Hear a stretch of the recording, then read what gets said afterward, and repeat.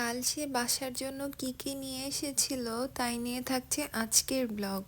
আসসালামু আলাইকুম everyone, welcome to my new blog. কেমন আছেন সবাই? আশা করছি ভালো আছেন। সে বাসার জন্য অর্গানিক ম্যাজল খেজুর নিয়ে এসেছিল। বাসায় প্রতিদিন সবাই এই খেজুরটা সকালবেলা একটা করে খেয়ে নেয়। সেদিনের ইয়োগার্টগুলো যেহেতু মিষ্টি ছিল তাই কোনো রান্নার কাজে ব্যবহার করা যায় না, তাই সে একটা ইয়োগার্ট নিয়ে এসেছিল, টক দই। আমাদের রুটির আটাও শেষ হয়ে গিয়েছিল, সেটাও নিয়ে এসেছিল এক প্যাকেট। আর নিয়ে এসেছিল সফট চিজ। আর আমার জন্য কাঁচা আম নিয়ে এসেছিল, সাথে ছিল পিচ ফল, আরও ছিল প্লাম ফল।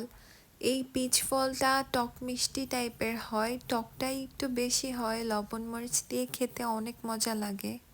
আর এটা ছিল রেড প্লাম। এর আগে ব্ল্যাক প্লাম এনেছিল, সেটা অতটা মজা লাগেনি, তাই আবারও রেড প্লাম নিয়ে এসেছে।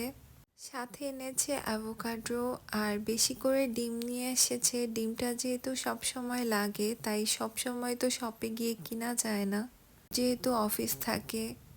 সাথে নিয়ে এসেছিল মিনি সমোচা। আর সেদিনের হালালকোর এই খাসির পায়া খেতে সবার এত মজা লেগেছে, আবারও তাই আজকে 2 প্যাকেট নিয়ে এসেছে। আমি রাতে পশমগুলো ক্লিন করে দেওয়ার পর আম্মু আবার সুন্দর করে একটা জাল দিয়ে রেখেছে। ওদিনের নেহারিটা এত মজা লেগেছে, আজও মা বলেছে মজা করে নেহারি বানিয়ে দেবে। নেহারি দিয়ে খাওয়ার জন্য কিছু ফ্রোজেন পরোটার প্যাকেট নিয়ে এসেছে। সাথে এনেছে চিকেনের লেগ পিস ঝাল করে খাওয়ার জন্য।